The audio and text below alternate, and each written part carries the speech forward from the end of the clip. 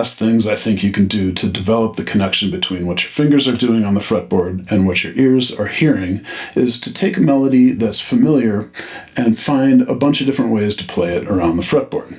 So for us Deadheads, I thought the lick to Birdsong would be a good example. So the first step in the process is to do a little bit of analysis of the lick and kind of find some landmarks in it that can sort of help you get situated as you move this around. So the first part of it looks a lot like a B minor triad. A B minor triad would be B, D, F sharp. We're going to add the C sharp in there. Then it's going to go back and forth E, D, E. And then the last part of it is a D triad in reverse, right? D triad would be D, F sharp, A. We're going A, F sharp, D, and then we're finally resolving to the E. I can also find that B minor triad starting with my index finger here on the low E string.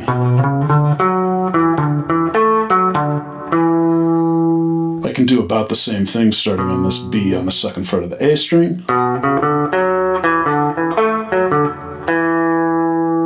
If I move it up an octave, I can do this a few different ways. I can start on the B on the 9th fret of the D string. So from this B, 9th fret of the D string.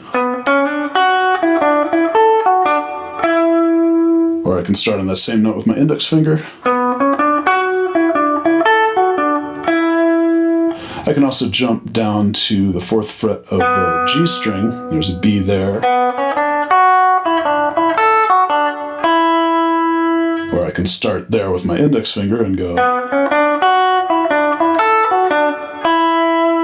And finally, I can jump up to the upper octave.